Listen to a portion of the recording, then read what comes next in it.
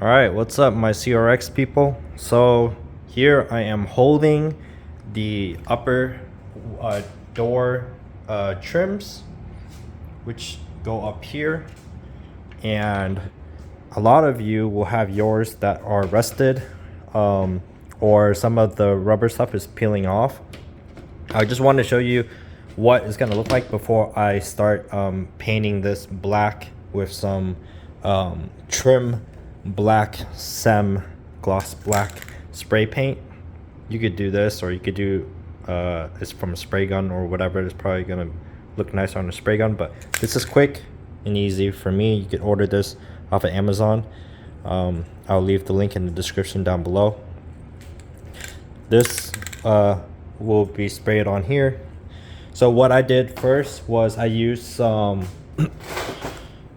sandpaper to sand down a lot of the ridges that were in all of this that was exposed to the metal, and I just sanded it all down till it was feathered in, and then I used some U-Pol finish glaze. This costs 25 bucks at a local paint shop, and then mix it with the hardener. If you don't know how to do that, just get some hardener. It should come with hardener. If it doesn't come with hardener, you're gonna grab some hardener, and yeah, mix that. And I applied it with wearing a glove, and I used my fingers. That's the easiest way for me. Mixed it with my fingers, and I did it probably like 2 or 3 times just to fill in a lot of the imperfections and try to get it as smooth as I could. And then I sanded it down with 400 grit sandpaper by hand over a sink, and I tried to get it as smooth as I could. It's not perfect. I just noticed some of this is a little bit rough, so I could sand this part a little bit more to feather it in like this. You want it feathered in like that. So I had a lot of more damage like here.